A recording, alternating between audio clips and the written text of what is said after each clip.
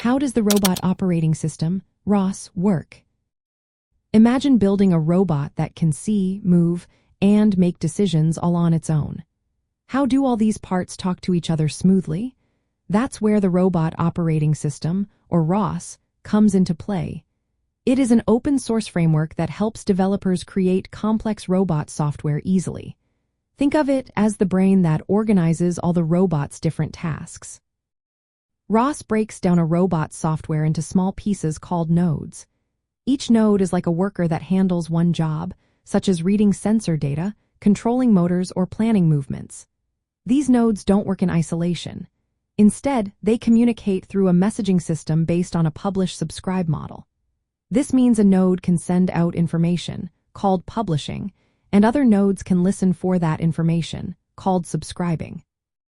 For example, a camera node might publish images on a topic called image data, and other nodes can subscribe to that topic to process the images for recognizing objects.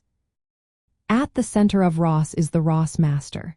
Think of it as a directory or a phone book that helps nodes find each other.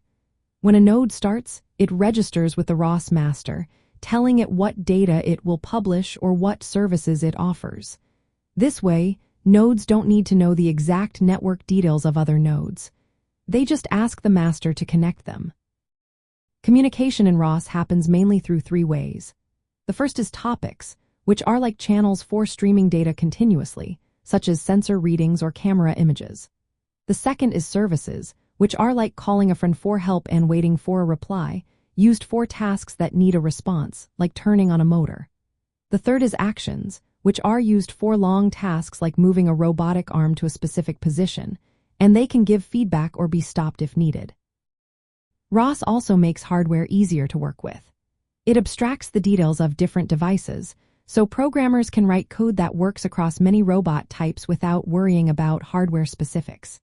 It includes tools for visualization, like RViz, which shows what the robot sees or does, and simulation tools like Gazebo, which let you test robots in virtual worlds before real-world deployment. While ROS itself isn't a real-time system, it can work with real-time components. This is especially true for ROS version 2, which was made to better support real-time and embedded systems. In robotics engineering, ROS helps teams build smarter robots faster.